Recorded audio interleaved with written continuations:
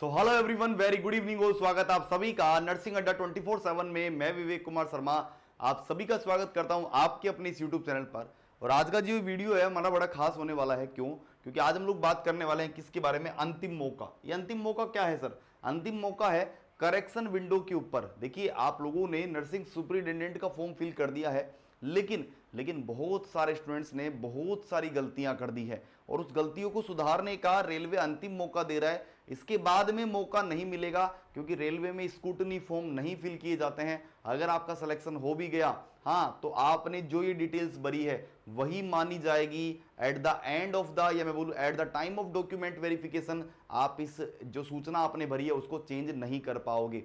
तो कुछ ऐसे पॉइंट्स हैं जिनके बारे में बताना चाहूंगा, इनको आप चेंज कर लीजिए अगर आपने गलती की है। इस वीडियो को लास्ट तक जरूर देखिएगा और ये बहुत काम की आप लोगों के लिए होने वाली है। आइए, क्या क्या बातें चेक कर लेनी चाहिए आप लोगों को, क्या क्या पॉइंट्स जो है एक बार आपको जरूर चेक कर लेनी चाहिए, इन सब के बारे में मैं आप लोगों को बता देता हूं।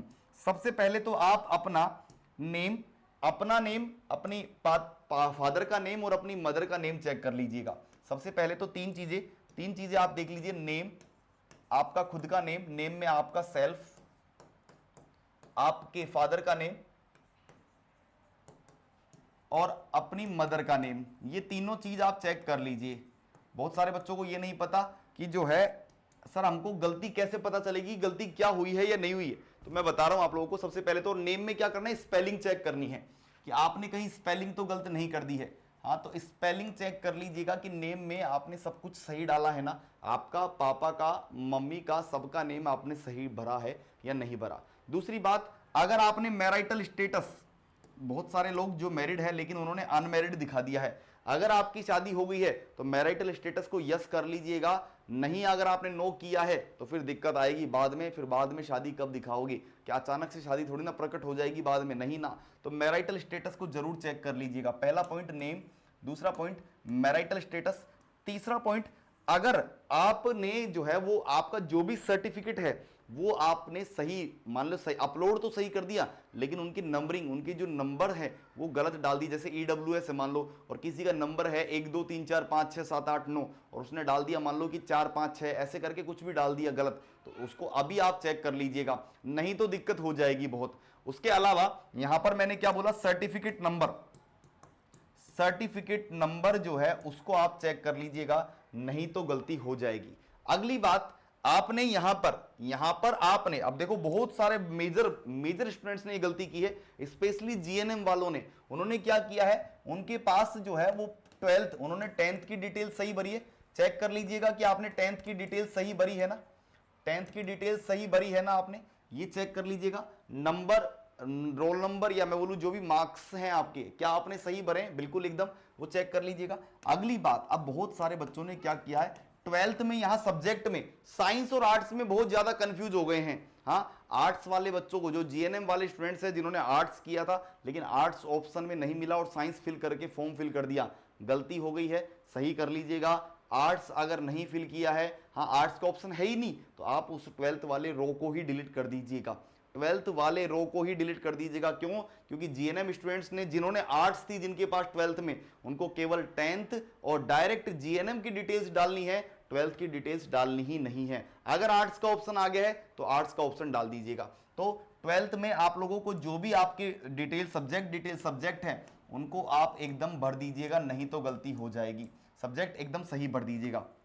अगली बात, कॉलेज में कई बच्चों ने, जब कॉलेज का नेम आ रहा है तो वहां पर यूनिवर्सिटी और कॉलेज में, हाँ, बहुत सारे कंफ्यूज हो रहे हैं कि सर हमने कॉलेज का नाम डाल दिया, यूनिवर्सिटी का डालना चाहिए था क्या? तो आपने कॉलेज या यूनिवर्सिटी में से, दोनों में से कोई भी नाम डाला है चलेगा, कोई दिक्कत नहीं है।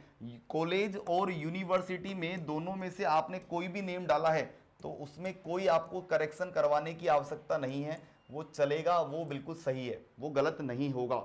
अगली बात, बहुत सारे बच्चों ने पासिंग डेट के अंदर कोर्स कंप्लीटेशन डेट डाल दी है, लेकिन पासिंग डेट आप लोग देखिएगा, जो आपकी मार्कशीट है, मार्कशीट के लास्ट में, यहां पर एक मार्कशीट के लास्ट में यहां डेट लिखी हुई है, वही डेट डालना है। पासिंग डेट मतलब जो पासिंग डेट के अंदर आपको क्या डालना है, ऑन द पास डेट, जैसे वो मार्कशीट पर लिखी हुई है कोर्स कंप्लीटेशन डेट या डिग्री वाली डेट नहीं डालनी है, क्योंकि डिग्री तो बहुत लेट आती है, डिग्री वाली डेट नहीं डालनी है। यहां पर पासिंग डेट डालनी है। पासिंग डेट जो मार्कशीट के नीचे लिखी हुई है वो डालनी है। याद रखिएगा, ये सीधी सी बात है, पासिंग डेट के जो नीचे, मार्कशीट के जो नीचे लिखी हुई है वही डालनी है, नहीं अदरवाइज दूसरी नहीं डालनी है। उसके अलावा बात करूं मैं यहां पर, अदर बात सुनिएगा मेरी, आपने नेम चेक कर लिया, आपने जो है वो मैरिटल स्टेटस चेक कर लिया, आपने यहां पर सर्टिफिकेट नंबर चेक कर लिया, आपने यहां पर 10th 12th की डिटेल्स चेक कर ली, आपने कॉलेज यूनिवर्सिटी की डिटेल्स चेक कर ली, आपने डेट ऑफ कोर्स कंप्लीटेशन, हाँ वहां पर मार्कशीट वाली डेट डालनी है, कोर्स कंप्लीटेशन की नहीं डालनी, कोई डिग्री की डेट नहीं डालनी है। उसके अलावा आप लोगों से आरसीएन नंबर यहां नहीं मांगे गए हैं, जो आपके रजिस्टर्ड नर्सिंग नंबर है वो नहीं मांगे गए हैं, तो आपको वो नहीं डालने हैं। उसके अलावा अगर बात करूं, आप लोगों ने मान लीजिए यहां पर फोटो साइन सही अपलोड नहीं किए हैं, फोटो व्हाइट बैकग्राउंड वाली फोटो अपलोड नहीं की है, तो भैया आपका फॉर्म रिजेक्ट हो जाएगा। इसलिए इसको व्हाइट बैकग्राउंड वाली फोटो करना बहुत जरूरी है। उसके अलावा आपने अगर मान लीजिए व्हाइट बैकग्राउंड की फोटो भी अपलोड कर दी और अभी तक आपका जो है वो फाइनल प्रिंट में आप पूरी चीजों को आप अच्छे से देख लीजिए, अगर कुछ भी लग रहा है आप लोगों को, कोई एज गलत आ रही है, कोई एड्रेस, हाँ एड्रेस में अगर कुछ भी गलती है, एड्रेस में अगर कुछ भी गलती है तो उसको भी ठीक कर लीजिएगा, क्योंकि बाद में चेंज करने का कोई भी अवसर नहीं मिलेगा। और एक बात, जितने भी आप चेंज करें ये सब आप एक साथ ही चेंज कर लीजिएगा, बार बार ये नहीं कि आज आपने मदर का नेम चेंज करा दिया कल जो है फादर का, नहीं, केवल एक बार में ही सारे चेंज कर लीजिए, क्योंकि वन टाइम एक बार का ही पैसा लगेगा, कितना 250 रुपए लगेगा, जो कि नॉन रिफंडेबल होगा, ये रिफंड वापस नहीं होगा। 250 रुपए पर चेंज, मतलब यहां पर एक बार चेंज किया, आज आप चेंज करके चले गए, कल याद आया और यार पिताजी का नाम तो गलत रह गया, हाँ फिर कल आओगे तो फिर 250 रुपए फिर से लगेंगे, परसों आओगे फिर 250 लगेंगे। इसलिए एक बार में जितनी भी गलतियां हैं उनको आप जो है सुधार कर लीजिएगा। और मैं आपको एक सजेस्ट करूंगा, इस वीडियो के बाद आप जब ये वीडियो देख रहे हैं, आपको अगर कुछ भी दिक्कत आ रही है तो आप उसके नीचे कमेंट कर सकते हैं। I will definitely answer of every comment, मैं हर कमेंट का आंसर करूंगा कि क्या आपको वो एडिट करवाना चाहिए या नहीं चाहिए, ठीक है। उसके अलावा जो एडिट की डेट है, जो एडिट की डेट है, करेक्शन डेट है, वो जैसा कि आप सभी को पता है 17 से 26 सितंबर तक है, और 26 सितंबर के बाद में कोई भी मौका नहीं मिलेगा, कोई भी मौका जो है वो नहीं मिलेगा इसको करेक्ट करने का। इसलिए 26 तारीख से पहले पहले इसको करेक्ट कर लीजिएगा, आफ्टर दैट आपको ये मौका नहीं मिलेगा इसको सही करने का। तो क्या कीजिए, अभी जैसे ही ये वीडियो आप लोग देख रहे हैं उसके तुरंत बाद अपना आपने जो प्रिंट लिया है उसको उठाइए, एक बार शुरू से देख लीजिए, नेम सही है, फादर नेम सही है, मदर नेम सही है, एज सही है, मैरिटल स्टेटस सही है, एड्रेस सही है, हाँ डिटेल्स जो आपने भरी है वो सब कुछ सही आ रही है, फोटो सही आ रही है, साइंस आपके ही है ना, कुछ चेंज तो नहीं हो गए, यूनिवर्सिटी का नेम सही आ रहा है ना, कॉलेज का नेम सही आ रहा है ना, कोई दिक्कत तो नहीं है, बोर्ड का नेम सही आ रहा है ना, कोई दिक्कत तो नहीं है, हाँ पासिंग डेट सबकी सही आ रही है ना, कोई दिक्कत तो नहीं है। उसके अलावा एड्रेस बिल्कुल सही आ रहा है, हाँ एक्सपीरियंस अगर आपने भरा तो एक्सपीरियंस बिल्कुल सही दिख रहा है। ये सब चीजों को आप अभी चेक कर लीजिए, और आपको लगता है कि सर इसमें आपको कंफ्यूजन हो रहा है तो आप कमेंट कर सकते हैं। तो ये आप लोगों के पास एक अंतिम मौका है इसको सुधार करने का, इसके बाद आपको कोई मौका नहीं मिलेगा, 26 तारीख के बाद आपको कोई मौका नहीं मिलेगा। तो ये जितने भी पॉइंट मैंने बताए हैं इनको आप जरूर एक बार रीचेक कर लीजिए। आफ्टर दैट अगर आपने ये नहीं किया तो भैया जब आपका सिलेक्शन अगर हो भी गया तो फिर वहां पर जो है स्क्रूटनी फॉर्म नहीं फिल होता है, मतलब वहां पर आपको सुधार करने का मौका नहीं मिलेगा।